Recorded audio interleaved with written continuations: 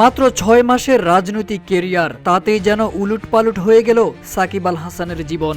গত বছরের জুলাই আগস্টে ছাত্র জনতার আন্দোলনের সময় বিতর্কিত ছবির ঘটনা এবং দর্শকের সঙ্গে তার বিতণ্ডা পরিস্থিতি আরও জটিল করে তুলেছিল।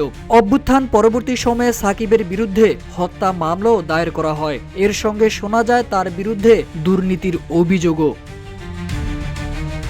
তবে সম্প্রতি দেশের একটি ইংরেজি দৈনিককে দেওয়া সাক্ষাৎকারে সাকিব আল হাসান বলেছেন, তার রাজনীতিতে আসার সিদ্ধান্ত ভুল ছিল না। এমনকি তিনি দৃঢ়ভাবে বিশ্বাস করেন আগামী নির্বাচনে তিনি আবার দাঁড়ালে সেখানেও বিজয়ী হবেন।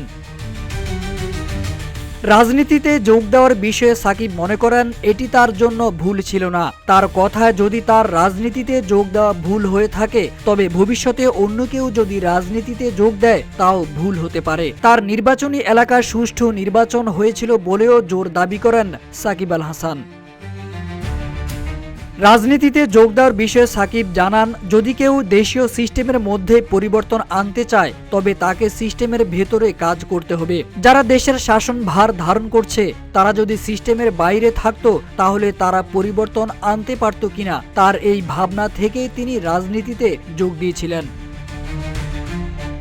গণঅভ্যুত্থানে পালিয়ে যাওয়া সাবেক প্রধানমন্ত্রী শেখ হাসিনার দেওয়া পরামর্শ ছিল, তোমার রাজনীতি না করাই ভালো, শুধু ক্রিকেটে মনোযোগ দাও।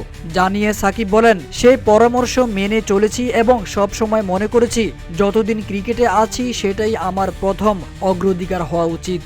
রাজনীতিতে পুরোপুরি যোগ দেওয়ার জন্য আমি প্রথমে ক্রিকেটে নিজের সাফল্য অর্জন করতে চেয়েছিলাম, এরপর ধীরে ধীরে সবকিছু বুঝে রাজনীতিতে মনোযোগ দেওয়ার পরিকল্পনা ছিল।